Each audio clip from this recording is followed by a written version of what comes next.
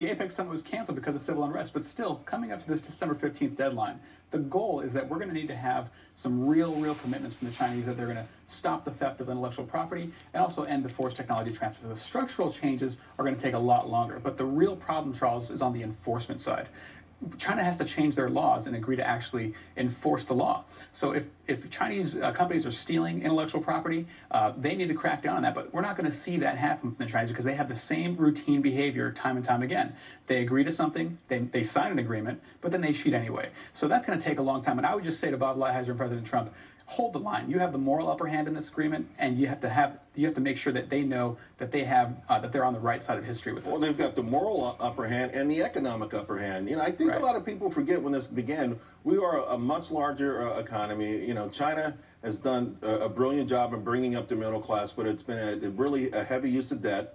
And there's an entrepreneur class there, I think, that would also love to see a freer market as well. So they've got their own issues. But that being said, it feels like we're going to get something, and Lighthizer and Kudlow and the president understand the hurdles, but they're saying there's going to be some IP stuff even in phase one. Yeah, I think that's the goal for phase one, right? I don't think we would accept anything besides at least having some IP protections.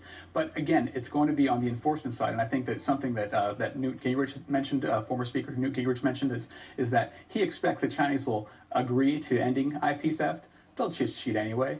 And we'll get back to this place, maybe in a few months from now, we'll have to have a second round to try to find another enforcement mechanism. But again, this kind of... You think they cheat that quickly? I think the ink won't even be dry? I think it's going to be... They have thousands of people dedicated to this. All right. Well, I've always said, when this even began, I said, I think the great deal is that we could just get them to stop stealing in broad daylight. You can steal under the cover of darkness when no one's looking. Don't make it so obvious. Just don't walk in and steal from us in broad daylight. We look like chumps. It's bad. No, Charles, that's exactly it. I think this kind of also ties into this Hong Kong protest movement where you see basic freedoms that we want.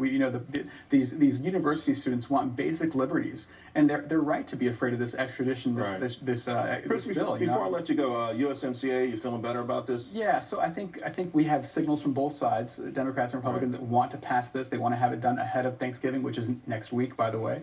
It's right around the corner, so it's just a couple days. But I think it's not hard. Well, it's not hard. Nancy Pelosi